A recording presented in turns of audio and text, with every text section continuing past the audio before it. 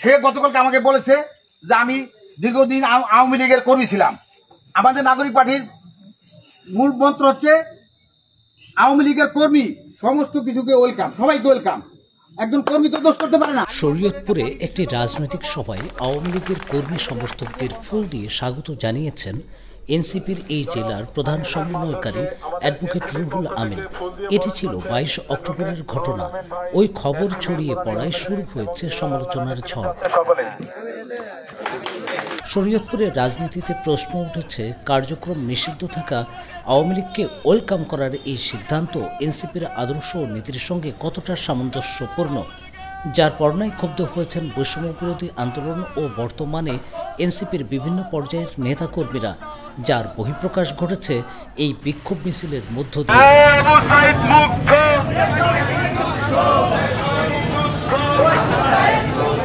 এনসিপির শরীয়তপুর জেলার প্রধান সমন্বয়কারী রুহুল আমিনের এই পদক্ষেপকে দলটির কেউই ভালোভাবে নিচ্ছেন না। কেউ বলছেন এটি তার ব্যক্তিগত চিন্তা। রুহুল ভাই যে বক্তব্যটি দিয়েছেন এটা একান্তই তার ব্যক্তিগত, আর এনসিপির মূল মন্ত্র এরকম হইতে পারে না। এই মন্ত্রটি কে তাকে শিখিয়েছেন এটা ব্যাপারটা আমরা জানি না, যদিও এটা আমরা মনে করি এটা তার একান্তই ব্যক্তিগত অথবা ভুলবশত তার এই বক্তব্য স্লিপ অফ টাং হইতে পারে। তবে আমাদের কেন্দ্রীয়ভাবে এরকম কোনো নির্দেশনা নাই যে আওয়ামী লীগের পদধারী অথবা কোনো ওয়ার্ড আওয়ামী লীগের সভাপতিকে দলে রিক্রুট করতে হবে, এরকম কোনো নির্দেশনা আজ পর্যন্ত আমি পাই নাই বা আমরাও পাই নাই। তার এই ধরনের ভুল সিদ্ধান্ত যদি হয়ে থাকে সেটার দায়ভার অবশ্যই আমাদের জেলা কমিটি বা কেন্দ্রীয় কমিটি নেবে না। সংগঠনের পক্ষ থেকে কী ধরনের ব্যবস্থা নেবে এটা আমি অলরেডি আমাদের কেন্দ্রীয় নেতৃবৃন্দকে এই বিষয়টা জানিয়েছি।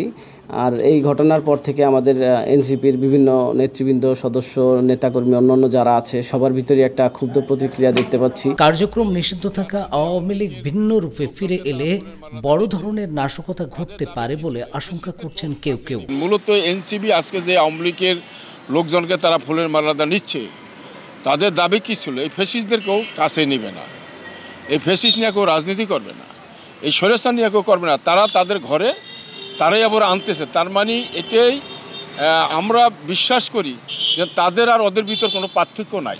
মূলত তাদের উদ্দেশ্য একটাই, এখন আমাদের দল নিয়ে আমাদেরকে তারা ষড়যন্ত্র করতেছে। বিএনপিকে মানে বিভিন্নভাবে বিএনপিকে হেয়পূর্ণ করার জন্য তারা একটা ষড়যন্ত্র করছে, যার জন্য আমরা মনে করি যারা আজকে মালাদা নিচ্ছে তারাও যেই তাদের কিন্তু পার্থক্য দেখি না। এনসিপিতে আওয়ামী লীগের কর্মীদের ভেড়ানোর প্রতিবাদ হয়েছে। শরীয়তপুরের সর্বস্তরের সাধারণ ছাত্র জনতা ব্যানারে 24 অক্টোবর আধা ঘন্টা মহাসড়ক অবরোধ করে বিক্ষোভ মিছিল হয়েছে। সেখানে রুহুল আমিনের পদত্যাগের জন্য আলটিমেটামও দেওয়া হয়েছে। আমাদের জাতীয় নাগরিক পার্টির এনসিপি শরীয়তপুর জেলা প্রধান সমন্বয়কারী অ্যাডভোকেট রুহুল আমিন সাহেব উনি একটা বক্তব্য দিয়েছিলেন, আওয়ামী লীগের নেতাকর্মীদেরকে এবং আওয়ামী লীগের সমস্ত কিছুকে আমরা ওয়েলকাম জানাই। আমরা এটার তীব্র নিন্দা এবং প্রতিবাদ জানাই। আমরা চাই একটি সুন্দর দেশ, সুন্দর রাষ্ট্র, যেখানে বৈষম্য থাকবে না, যেখানে কোনো আওয়ামী লীগ দালাল থাকবে না। যে আওয়ামী লীগ করবে তাকে আমরা এই দেশ থেকে বহিষ্কার করবো ইনশাল্লাহ।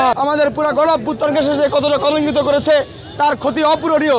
তাই আমরা বলতে চাই অনতিবিলম্বে এই ফ্যাসিস্ট হুতুম পেঁচা অ্যাডভোকেট রুহুল আমিনকে দল থেকে প্রত্যাহার করতে হবে। শরীয়তপুরের সচেতন সমাজ বিষয়টিকে মেনে নিতে পারছেন না। এই বিষয়টা একদিকে যেমন হাস্যকর মনে হয়, অন্যদিকে আরও আগামীতে ভয়ঙ্কর কোনো রূপ নেবে কিনা সে আশঙ্কায় করছি। কেননা যেখানে আওয়ামী লীগের রাজনীতি সম্পূর্ণরূপে নিষিদ্ধ, সে আওয়ামী লীগ যদি নতুন রূপে বিভিন্ন রাজনৈতিক দলের মধ্যে ঢুকে আরও বড় অঘটন ঘটাবে না এটা বলা যায় না। তো সেই ক্ষেত্রে আমি মনে করি যে এটাও ভাববার বিষয় যে তারা অন্যান্য দলের মধ্যে ঢুকে দেশে অন্য কোনো বিশৃঙ্খলার সৃষ্টি করে কিনা। অবশ্য রুহুল আমিন বলছেন, নিরপরাধ ও ক্লিন ইমেজের যে কোনো মানুষকেই তারা দলে নিতে পারেন, তিনি যে দলেরই হন। যারা জুলাই গণ অভ্যুত্থানের সাথে সংশ্লিষ্ট না, গ্রামের সাধারণ কৃষক, সবাই তো দেশের নাগরিক, সবাই তো ভোটার। তো এরা যদি আওয়ামী লীগ বিএনপির একটা সমর্থক থাকতেই পারে, একটা গ্রুপ দলের সমর্থক থাকতেই পারে। তো যাদের কোনো অপরাধ নাই, নিরপরাধ সাধারণ কৃষক, সাধারণ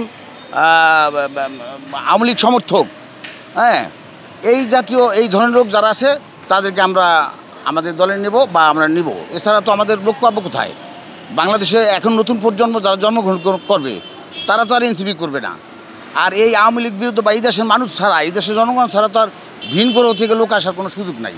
সুতরাং আমাদের মূল বক্তব্য হচ্ছে আওয়ামী লীগ না, শুধু সাধারণ মানে ক্লিন ইমেজের লোক যারা আছে, যারা ভালো মনের মানুষ, সবাইকে আমরা দলে নেব, তাদের জন্য আমাদের দরজা খোলা আছে। হ্যাঁ, দলীয় নির্দেশনা যে আওয়ামী লীগের বা এই জুলাই অভ্যুত্থানের সাথে যারা অপরাধের সাথে যারা জড়িত, তারা যদি কোনো পদধারী নেতা হয়ে থাকে, তাদেরকে কোনো অবস্থায় দলে নেওয়া যাবে না। তা আমরা পদধারী এইরকম কাউকেই দলে নিইনি। কালকে যে যোগদান করেছে সে সাধারণ একজন কৃষক, সে সমর্থক ছিল, আওয়ামী লীগের সমর্থক ছিল।